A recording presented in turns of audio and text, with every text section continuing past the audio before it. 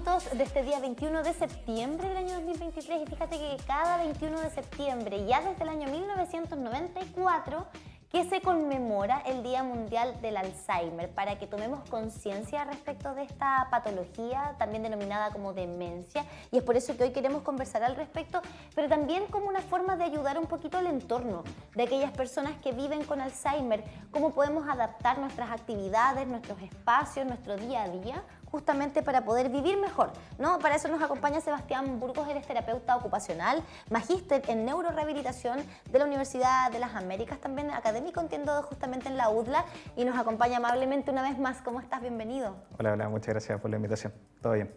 Un tema que sin duda siento yo que este año tomó mucha fuerza por la partida de Augusto Góngora, sin duda, con este documental, Memoria Infinita. No sé si has tenido la oportunidad de verlo, yo todavía no la he podido ver, pero que nos muestra también la relación de una familia, de una pareja, con esta enfermedad que es degenerativa, que a momentos también la persona que lo sufre se va dando cuenta y llega un momento en el cual ya precisamente no entiende lo que está pasando, pero sí el resto lo va viendo, cómo se va esta persona que conocimos, cómo se vive hoy esta enfermedad en nuestro país. Claro, al igual que todas las patologías neurológicas en particular, el Alzheimer está, como ustedes mencionaron, dentro de este gran grupo de síndromes clínicos que serían las demencias, particularmente, ¿ya? Todos estamos envejeciendo y nuestro cerebro también envejece, ¿cierto? Y tenemos cambios, a veces se nos pierden las llaves, no sabemos quién nos llamó, ¿cierto? Nosotros podemos notar esos cambios, pero en particular cuando estos se van haciendo más progresivos y se instauran en el tiempo, se caracteriza por asociarse a este gran síndrome clínico que podría ser una demencia en particular, que después las diferentes fases clínicas puede terminar, ¿cierto?, en una demencia, en este caso de tipo Alzheimer, que es la que se conmemora el día de hoy. En particular, el vivir con Alzheimer no solo afecta a la persona que está viviendo con Alzheimer, sino que también a este componente familiar o núcleo familiar que es lo que está con él la mayor parte del tiempo.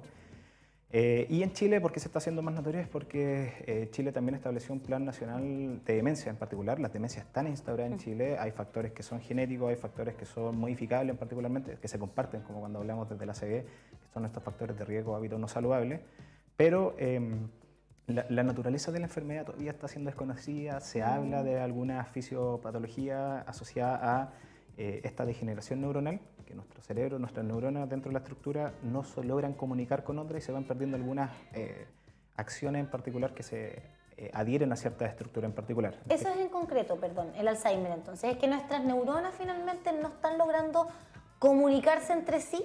Y se degeneran, como mencionado, existe una degeneración neuronal. Esta degeneración neuronal es a causa de proteínas, ¿ya? Que se habla de unas placas seniles particularmente, por eso el Alzheimer, dentro de las características, es como de los 60 años hacia arriba, ¿ya? Hay un presenil, que es lo que también se está encontrando, pero se caracteriza por otro tipo de demencia. ¿Y cómo se va presentando en aquella persona, por ejemplo, quien tiene un papá o una mamá con Alzheimer o algún familiar hacia atrás? Ya lo debe tener en consideración, que podría tenerlo o no, o cómo se va presentando en el día a día también, para ir entendiendo cómo porque claro, aparecen en esta época que se nos olvidan algunas palabras, algunas cosas, las cambiamos, podrían ser o no antesala de algo así, pero la idea es poder ir conociendo un poco más de la enfermedad. Claro, y eso nosotros como familiares en realidad somos súper cautos en poder notar cuando van generando estos cambios. Las personas, como ustedes mencionan, van notando levemente, ocurren estos cambios anímicos principalmente porque se van dando cuenta de que van olvidando cosas, olvidando caras, olvidando algunas acciones que para ellos eran de manera natural, principalmente nosotros cuando cocinamos, ciertas acciones cuando nos vestimos. La importancia del diagnóstico inmediato, ¿ya? Así, generar el diagnóstico diferencial, ¿cierto? Y reconocer cuando estas características están impactando de una forma en particular, yo creo que es lo más importante asociado a esto, y es base de este Plan Nacional de Demencia, o sea, un diagnóstico que sea oportuno y que sea rápido, y que además se evalúe no solo las características asociadas a las funciones en particular, o sea, memoria, lenguaje, los tipos de memoria principalmente, los cálculos, ya, cálculo mental en este caso me refiero, no solo eso, sino también cómo se ha impactado en ciertas funcionalidades, o sea, cómo me estoy vistiendo, cómo yo salgo y voy al centro de Concepción y me iba a pagar a mi pensión principalmente, claro, y yo no puedo hacerlo. Que no puedo hacerlo, entre otras. Y si le sumo antecedentes familiares, más aún tengo que ir. Más aún tengo que ir. Porque Al igual, tú decías el componente genético. Genético, existe. Es importante y existe, además de los factores de riesgo, los factores ambientales, si se quiere, también, sí. ¿cierto? Que tienen que ver con nuestro estilo de vida. Exactamente. Finalmente, ahora, bueno, el Alzheimer yo creo que lo hemos visto también en distintas, no sé, películas, Se caracteriza, documentales, está, claro, bastante como en el imaginario social colectivo respecto a lo que pasa con la vejez. Ahora, creo que hay un tema, sí, de que hemos asumido que el envejecer se traduce en desarrollar algún tipo de demencia. Eso. Y creo que ese es un error. Ese es un error que es garrafal, principalmente como normalizar que se te olviden cosas asociadas a este envejecimiento que te mencionaba anteriormente. El envejecimiento trae consigo ciertas disminuciones, ciertas capacidades que es natural, que es progresivo, que se va a mantener en el tiempo porque nuestro cerebro también envejece, así como envejece nuestra piel, el cerebro también envejece. Para eso, en el día de hoy, por ejemplo, desde terapia ocupacional se utiliza, y otras carreras de la salud, la estimulación cognitiva, para mantener esa habilidad en el tiempo y tratar de retrasarla, asociada si es que hay alguna característica asociada a demencia o un deterioro cognitivo leve, que puede ser asociado a diversas otras patologías. ¿Ya? Entonces, el normalizar que se le haya perdido la cosa, olvidar quién eras tú o que haya traído como esa desorientación temporoespacial, tiempo-espacio, que no sé dónde estoy, cómo te llamas tú, qué me dijiste hace un ratito. Eso, si se mantiene en el tiempo y se va generando una progresión de esos síntomas, ahí es llamativo. Y si no estamos alerta, retrasamos el diagnóstico, lo que se traduce también en una peor calidad de vida para la persona que padece por Alzheimer. ¿Cómo también reaccionan los familiares? Porque bueno, perdón el ejemplo, pero sí. Tenemos nosotros en la familia una perrita que ya está senil. Y ella a momentos se desespera, llora en la noche, quiere salir corriendo, quiere arrancarse, asustada, tiembla, con mucho miedo. Conversando con médicos veterinarios, ella está con un problema también de demencia senil y se le olvidó que estaba en su casa y quería salir corriendo para llegar a su casa. Esa desesperación que hemos visto en ella de verdad es angustiante. Me imagino para un familiar también que de repente se encuentra con una persona que quiere volver a la casa de su infancia o no reconoce quiénes están ahí y se siente asustado porque no reconoce a nadie. Claro. O sea, pensemos en esa circunstancia de estar en un lugar donde no conocemos a nadie o despertar en un lugar donde no sabemos dónde estamos y nos asustamos, nos desesperamos y queremos salir corriendo y no lo entendemos. ¿Cómo vamos afrontando esas situaciones en los adultos? Sí, lo que tú mencionas es importante, ahí solo hacer el alcance que, bueno, tú diste el ejemplo de tu mascota. Sí, pero el extremo. El lenguaje a veces hace realidad y como que esta demencia senil, que era lo que te mencionábamos anteriormente, no es como atribuible a solo tener demencia a ser adulto. ¿Cachai? Como ese término que es un poco antiguo, que se utilizaba bastante inclusive, pero ahora que se está generando ese cambio. Pero sí. O sea, perdón, que en el fondo para graficar, la vejez no es sinónimo de demencia. De demencia, por ende, la demencia no es senil, sino que la demencia se subclasifica en distintos tipos de patologías, como ahora, el Alzheimer. Ahora incluso, hace muy poco en la universidad fue una terapeuta ocupacional que trabaja en un programa y desde 45 años se está generando un tipo de demencia. No es Alzheimer claramente, son frontotemporales, pero aún así se están diagnosticando en personas más jóvenes. O sea, tal como nosotros ya vamos para esa edad principalmente y podríamos generar algún tipo de demencia claramente.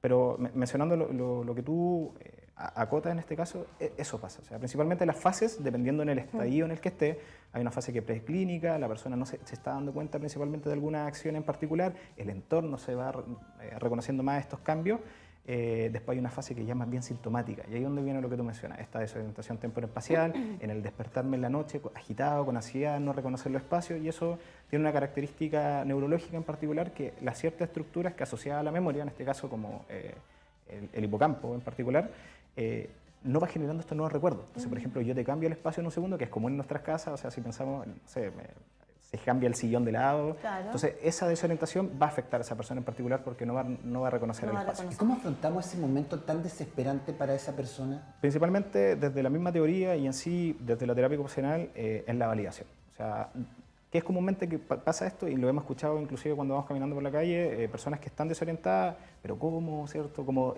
refutando el pensamiento de la persona, o sea, pero si estamos acá, soy tu hija, ¿cierto? Pero con un tono un poco más bien agresivo, pasivo. ¿Cómo no te va a acordar? Pero si hemos venido tantas veces. Claramente. Claro, la frustración también. Claro, y eso, el impacto que es más allá de la patología en sí, que hablábamos al principio, los cuidadores y este entorno se ven afectados también. Ya, ¿sí? Yo creo que a propósito de películas, ya que hablábamos de La Memoria Infinita, que es una película chilena, dicho sea de paso, de Maite Alberdi, está la película El Padre, o Father, de Anthony Hopkins con Olivia Colman. Es una película que no es fácil de ver, es bien compleja. En distintos aspectos es compleja porque es difícil entender la película, cómo se arma, claro. Cómo se va contando esta historia, y es compleja porque emocionalmente también te puede afectar muchísimo. Ver esta realidad Es una historia que se cuenta desde el punto de vista de una persona que vive con demencia. Anthony Hopkins, un adulto mayor que tiene demencia, y todo el relato de la película se escribe y se cuenta en base a su vivencia, desde su mirada, desde su cerebro. Entonces es una película que es errática, que es confusa, de pronto aparece una hija, de pronto aparece la misma hija con otra cara, otras personas ocupando el papel de sus familiares porque él tampoco se acuerda, y estamos viendo imágenes de la película precisamente mientras conversamos. Película hermosa en todo caso, eso sí, que es muy recomendable para poder entender esto, pero yo creo que ahí podemos ver quizás súper bien explicado lo que pasa con una persona que vive con demencia y sus espacios, su familia, los rostros, los recuerdos, comprender quién es la conciencia del entorno. Claro. ¿Cómo podemos nosotros, como familiares, ayudar a una persona que está viviendo este proceso? ¿Cómo podemos nosotros adaptarnos a sus nuevas necesidades, comprender sus confusiones? Porque como tú dices, también hay un tema con los cuidadores que no deja de ser importante, que hay, o sea, estoy viendo cómo mi ser querido, la persona que yo amo, ya sea mi padre, mi madre, mi abuela, etcétera, o mi pareja, como fue el caso de Paulina Urrutia también, que vio a Augusto Góngora vivir esta enfermedad, ¿cómo lo acompaño para hacerle mejor su calidad de vida y cómo también yo hago que mi calidad de vida no se vaya al tacho de la basura? Claro. Particularmente, como terapeuta ocupacional, te podría mencionar de que apuntamos a eso dentro de los procesos de rehabilitación. Incluir también este ambiente, estas modificaciones del ambiente, pausadas, algunas más grandes principalmente, y también esta educación o psicoeducación a estos familiares para que puedan comprender que va a ser progresivo, van a haber cambios en el tiempo y que el acompañamiento es súper importante. Dentro de eso, algunas de las estrategias que se utilizan, como ya te mencioné, ¿cierto? La terapia oriental a la realidad. Todos los días estamos acá, el día hoy es jueves, esta fecha, este mes, vamos a tomar desayuno, que está tomando desayuno, entonces ir reforzando estas habilidades que se están manteniendo como remanentes para que el avance de la enfermedad no las agote. O sea, desde el saludo en la mañana. Desde el saludo. Hola papá, tú te llamas tanto, yo soy tu hija, me llamo tanto, estamos en nuestra casa y vamos a bajar a tomar desayuno. Claro, puede ser así de instrumentalizado cuando estamos en una etapa un poco más avanzada. Porque, sí, pero en una etapa previa siempre reconociendo y no quitando esta pequeña independencia que tiene. ¿Cachai? Entonces, todos sabemos de que la enfermedad neurológica a veces impacta mucho desde el duelo principal familiar y nos sobreprotegemos principalmente a este familiar que está con esta condición de salud. En este caso, en una etapa preclínica donde hay algunos cambios, hay anosmia, se están perdiendo algunas palabras, entonces le está costando buscarla, está teniendo problemas con los vueltos cuando va a comprar a la esquina, no quitarlo, pero acompañarle, mencionarle, hacer una lista, usar planning, algunos recordatorios en espacio, el tema de la ropa, por ejemplo, que nos... O sea, armar como ese espacio, principalmente que ella pueda seleccionar entre 2 opciones, más que 7 opciones que puede tener de chaqueta, entonces ir generando como ese tipo de estrategias dentro del espacio familiar. Son adaptaciones relativamente simples. Claro. O sea, si estamos en invierno, dejar tenis de invierno solamente, ¿cierto? Y al acceso, o para que elija, no más de 2 opciones. No más de 2 opciones, sí, principalmente. Después, pueden haber pequeñas adaptaciones ambientales, las cuales pueden ser generar algunos cambios de mobiliario, algunas acciones, evitar las alfombras, ¿cierto? Sobre cerámicos, los cables, tener cuidado con eso, porque esos principios de desorientación pueden afectar o pueden provocar otro tipo de síndrome, que en este caso sería una inestabilidad, una caída posterior dentro. Entonces ya tenemos otra acción de fragilidad que va a estar impactando a esta persona mayor. Después, en etapas más complicadas, ya hablamos de una sintomática, que ya los cambios son más notorios, hay mayor desorientación, le está costando hacer algún tipo de actividad, ya se restringe la participación en este espacio social, o sea, cuando se juntaba con las vecinas o con las otras personas mayores dentro de la iglesia o iba a estos talleres de la tarde, se están restringiendo porque no puede ir sola, se ha perdido constantemente. ¿Qué pasa ahí? Nosotros ya tenemos que ir generando como este acompañamiento familiar y entregarle las mismas acciones, pero dentro de un espacio un poco más protegido, ¿ya? Que no se pierda la socialización. Que no se pierda, porque es lo mayor que ocurre dentro de este espacio, o sea, el abstraerse de acciones que normalmente hacíamos de manera natural. Y medidas que podemos tomar gracias a la tecnología, porque te ponía este ejemplo de personas que se asustan y salen porque no saben dónde están y ellos tienen la noción, no sé, de volver a su casa por existir, a veces su casa de infancia o qué sé yo. Hoy día existe la tecnología de estos GPS también, Claro. que son menos invasivos. Claro. ¿Es bueno? Esa es una pregunta. ¿Es bueno que puedan tener algún aparato GPS para hacerle un seguimiento? Y lo otro, ¿qué hacemos nosotros en calle si nos encontramos con una persona desorientada, con un adulto mayor? ¿Es bueno, por ejemplo, que yo a mis vecinos salga a contarles, oye, mi papá, mi mamá está con este diagnóstico, por si lo ven, que tenga algo colgando, que lo identifique, no lo sé. ¿Medidas que podemos ir tomando con el entorno también? Puede ser estrategia, o sea, como tú mencionas, la tecnología está incluyéndose dentro de los procesos tanto de rehabilitación o como habilitación de las personas. En España hace mucho tiempo se utilizó lo que tú mencionas, un brazalete con un código QR, el cual se podía utilizar, estamos hablando hace 10 años atrás, cuando los españoles ya están como un poquitito más avanzados dentro de lo que es el Alzheimer y las demencias principalmente, porque afecta más, o sea, en Chile recién estamos en 200.000 personas, porque todavía no hay cálculos tan exactos, pero se estima que al 2050 hay en 500.000 personas, o sea, medio millón de personas con un diagnóstico de demencia asociado a Alzheimer u otra. Entonces, puede ser un uso, si bien no invadiendo la privacidad, o sea, no voy a saber dónde está tocada mi persona, pero si es que él quiere hacer un recorrido en un particular que va a ser guiado, puede utilizar algún método de alguna aplicación, un AirTag o algún tag de Samsung, cualquiera de los dos, Sí. dependiendo del dispositivo, pero sí creo que puede ayudar.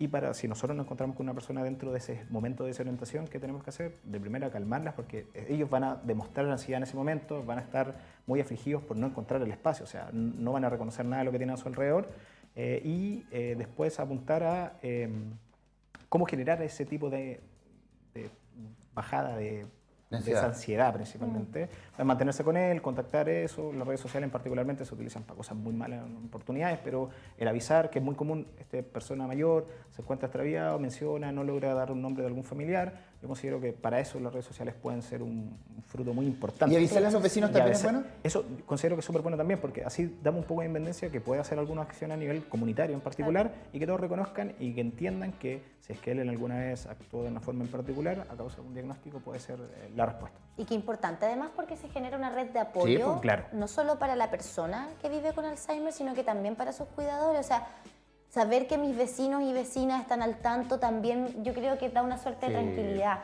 Exacto. Sí, las personas de confianza, Exacto. finalmente, no contarle a las personas de confianza, oye, estamos atravesando por esta situación como familia.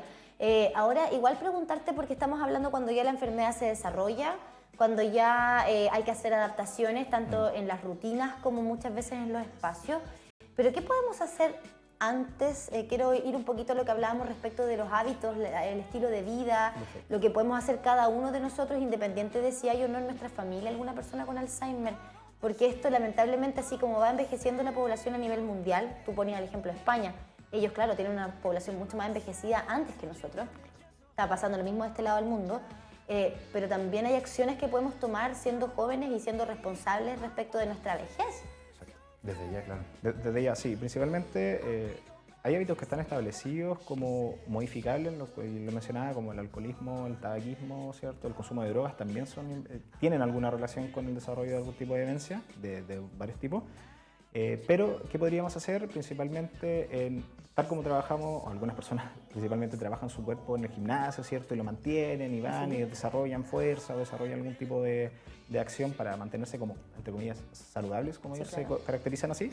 Lo mismo, el cerebro también necesita de ciertas acciones para poder mantener algún cierto nivel de capacidad en este caso. O sea, el utilizar estímulos cognitivos, entrenar cognitivamente tu cerebro. ¿Cómo cuáles estímulos, por ejemplo? Por ejemplo, pueden ser desde, o sea, en personas mayores o jóvenes, cualquier tipo de estimulación puede ser el desarrollo de alguna acción en particular, leer un libro, ya poder desarrollar algún tipo de sudoku, algún tipo de sopa de letra, algún tipo de acción así, o inclusive incorporar tecnologías dentro de eso y trabajos duales o cognitivos motores, como por ejemplo con la realidad virtual, en el cual tú tengas que tener un input visual, pero te tengas que mover, entonces vas generando el reconocimiento de tu cuerpo en el espacio, ¿cierto? Vas viendo las acciones, vas siguiendo una secuencia en particular. ¿Y de manera análoga, sin la realidad virtual? Análoga, lo mismo, o sea, el deporte está dentro de unos factores protectores asociados al desarrollo de demencia. O sea, el deporte sí o sí va a ser el desarrollo protector porque genera el desarrollo de un neuroprotector que se llama BDNF,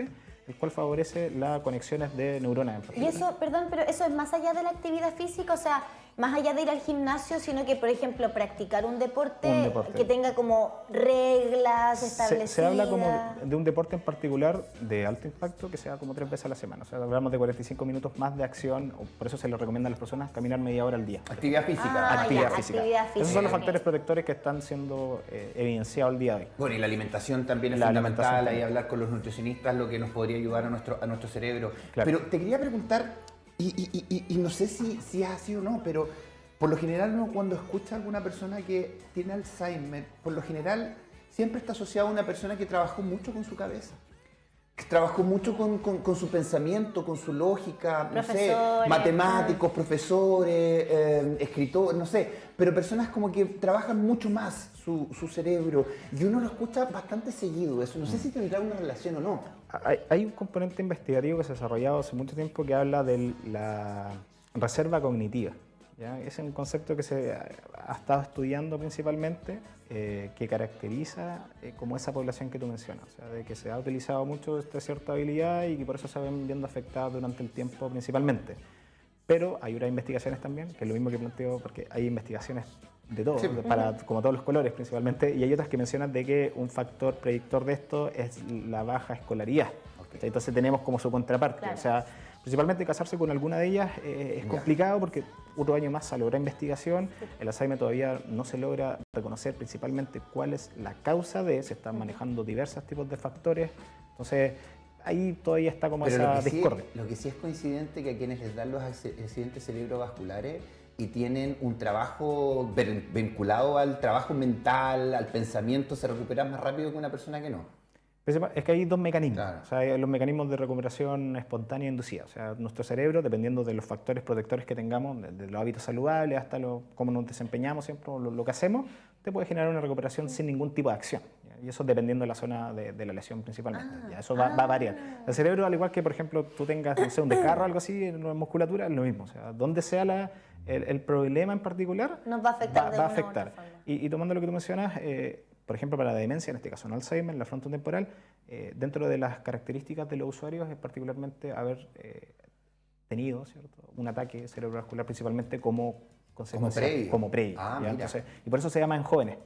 ¿Y cuáles son las características de esa diferencia del Alzheimer? Que el Alzheimer tiene asociado a la memoria principalmente, a acciones en particular bien determinadas, hay cambio anímico, hay tipos de agresiones, pero cuando ya la desorientación es total, cuando hay una prosopagnosia y yo olvido la cara de la persona que tengo enfrente, la frontotemporal parte con ese tipo de cambio anímico, agresivo, entonces va generando como que una persona sin ningún tipo de acción te cambia el ánimo y va respondiendo de una forma muy distinta a lo que era anteriormente. Hay una buena alerta Sí, también. y bueno, para ir cerrando esta conversación, Sebastián, agradeciéndote por supuesto, porque de verdad hemos aprendido mucho en conjunto con respecto a lo que es el Alzheimer, eso siempre se agradece.